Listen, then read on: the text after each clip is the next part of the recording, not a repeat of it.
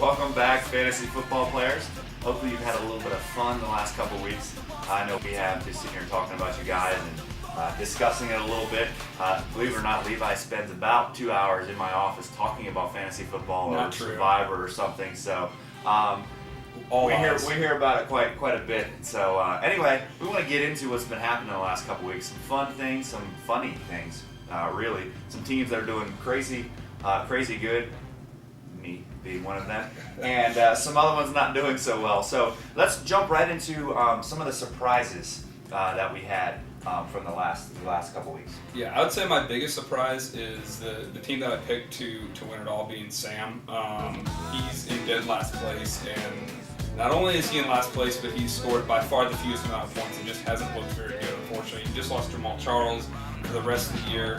He still has a good backup in Fred Jackson that he can go in. I think we'll be able to have some good production, but Sam just isn't looking very good right now. So that's, I'd say, my biggest surprise team. And my second one actually is Jenny. She's sitting in third place right now, has won a couple good games, and is looking not too bad. Hasn't scored the most points overall, but is still looking fairly competitive this year. All right, I have two other ones. Mike, I always think you're going to have a good team, and Yahoo always thinks you're going to have a good team, but you haven't got the wins yet, and so he's down at the bottom of the table, which is a surprise for me. He's not used to being there. Normally he's sitting at the top the whole time going into the playoffs, so that might be a little interesting for him. And then one of the good surprises, I think for both of us, we decided that I needed to talk about it because I rag on this guy so much. Kevin, you once again are proving to be a good fantasy football player. You got another 2-0 start. You haven't scored that many points, really, but you've had the right matchups, and that's key. Kellen's put up a decent amount of points at different times, but he's had some bad matchups, so that kills a lot of people. That's the lucky part of fantasy football. So well, and even along with that, and even along with Jenny, I mean, you guys are getting off to a great start. So far, you haven't put up a lot of points overall, Kevin. I mean, there's a lot of people that have scored in the 170s, but so far you've scored the third fewest points overall throughout the league, and somehow are sitting in fourth place just because you managed to score more than the other team. So one word for that. Lucky, and probably won't continue. But we'll see, Kevin. You always seem to get a team that goes and somehow wins. You get the favorable matchups, kind of like Sam did last year. Well, we make fun of him all the time, saying his team's not going to be able to continue, and they always end up doing it. So, that's true. Just for those of you that are feeling pretty bad about your team right now, the season's definitely not over. In fact, it's funny you brought up Sam, because when Sam's had his best years is when he started off 0-4. So he's only halfway there. He's still got 2 more losses. So the next person that's playing Sam, who is playing Sam? I think it's Cody. Congratulations, you might get a win because Sam wants to start off 0-4. That's how he plays his best. He's one of those come from behind guys. That's just how he does it. So for those of you that are a little lower in the thing, it's only 2 games in, lots of time. Those of you that have good records, that can change very, very quickly with a couple losses. So let's make sure you get your lineups in. Look at the injury wire. People are dropping left and right. Make sure that you're looking at the injury report, figuring out what's going on, getting some people plugged in. And that reminds me also about the waivers and the free agents and all that other stuff. Make sure you get out there and add some players. Some of you guys, you gotta ignore that part of the game. That's a big part of fantasy football. So let's make sure we get out there. I mean, I noticed there's already been a bunch of people adding stuff and dropping people. I mean, I added somebody and dropped them like 5 minutes later. That was a real smart move. But there's a lot of things. There's a lot of things that people out there that you can go get to help you out week to week for those injuries. So make sure you guys are getting on there and adding those people. Yeah, definitely. Yeah, I think it's going to be. I know that's something that's key. I know that's where Sam usually comes through and gets a good team.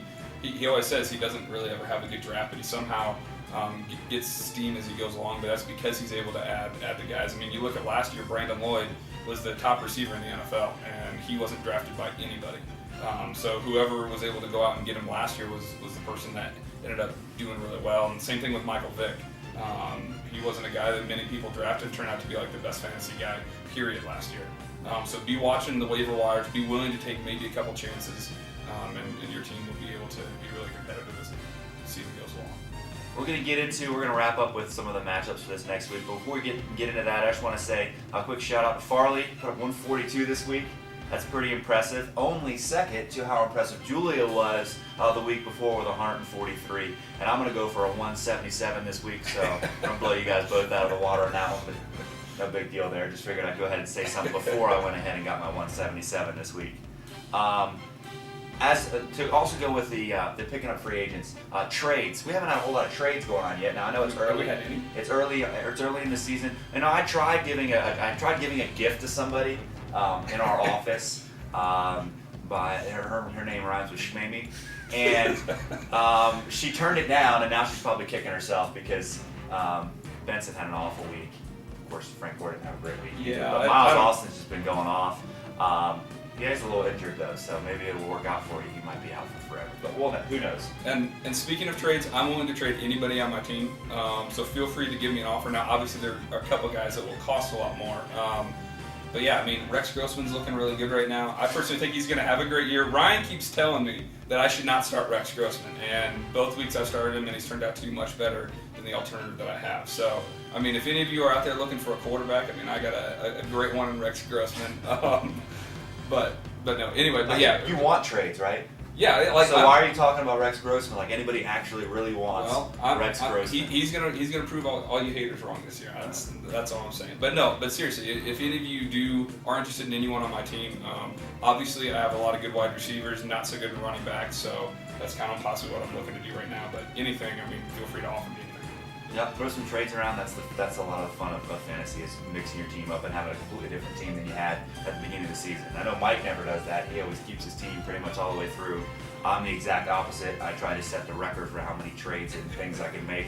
I tried one early and obviously it didn't work out. But let's get into to wrap up this week 2 thing with what we're going to get into this next week. We actually have some really cool matchups this next week. So let's start with the ones that I actually care about. Then I'll talk about the ones that I don't care about. And so the first one is obviously me and Kevin. 2 of the top teams. We're undefeated. We're going against each other. I just mentioned I have Miles Austin out, but I'm not using that as an excuse at all because I'm pretty sure I'm going to whoop up on him anyway. So Kevin, looking forward to it. Maybe we can trash talk a little bit as we're leading up to it. That'll make it a little more fun for me. And then also the other 2 undefeated teams, Amy and Jenny, 2 women. What do you know? 2 women with undefeated fantasy football teams. I think that's probably the first time in the history of that ever happening. Anyway, they're going against each other, and they love each other. They're always like, good job, great draft pick. So I don't know what they're going to do. Like, there's not going to be any trash talking on. They're just going to be congratulating each other for every catch their wide receiver has. So it'll probably be one of the most interesting Sundays ever if you could read their text messages. Farley's probably stuck reading some of those or something. Just, it's going to be the most encouraging game I've ever seen in my entire life, and I probably don't actually want to know everything that happened in that one. But it should be interesting. Yeah. 2 of that means there's only going to be 2 undefeated teams left when we get to week 3, which is pretty early in the season to only have 2 undefeated teams. So that was pretty cool. And then for those bottom dwellers, Sam and Cody, you guys get to play against each other, and one of you guys gets a win, unless you're extremely unlucky and you guys end up tying, which, by the way, I think would be hilarious. Sam and Cody? I thought Sam was playing... Isn't Sam playing Cody? I think he's playing Andrew this week, isn't he? I don't know. We don't have it in front of us. I thought the 2 bottom teams were playing He is playing. My bad, Cody. You don't get a free win against Sam this week.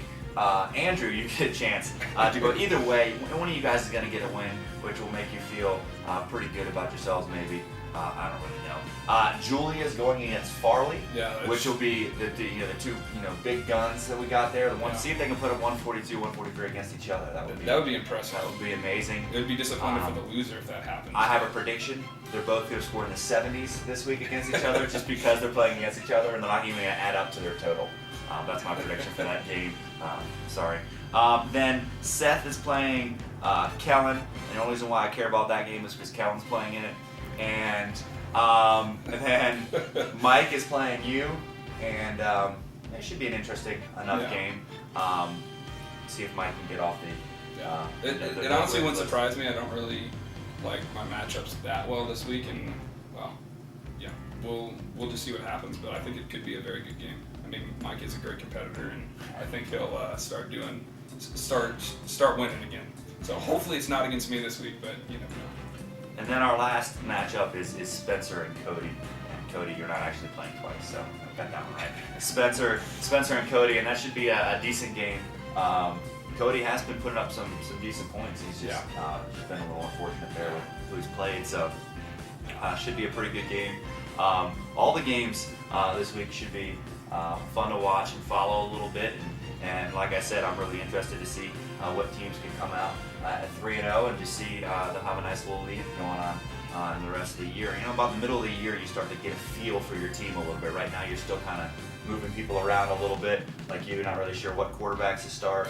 Oh, no, it's Rex Grossman every week. Well, no, you've been talking about it every week, though. So, you know, for me, it's pretty easy. I only have one quarterback that can really play. I don't like Jay Cutler that much, but he's a fine backup, I guess. But there's a lot of guys that, teams out there that aren't really sure what wide receivers to start. You know, Amy's always wondering who she needs to start. Running backs, moving people around a little bit. So once you get set in your lineup a little bit, you start feeling a little more confident. So play around with some players. Make sure you get out there, add some players onto your teams, and we'll have a good rest of the season. And then hopefully, finally, I can win one. That's kind of the goal for me. So if you're playing against me, you want to bench all your players. I will not feel bad at all. I'm okay with that.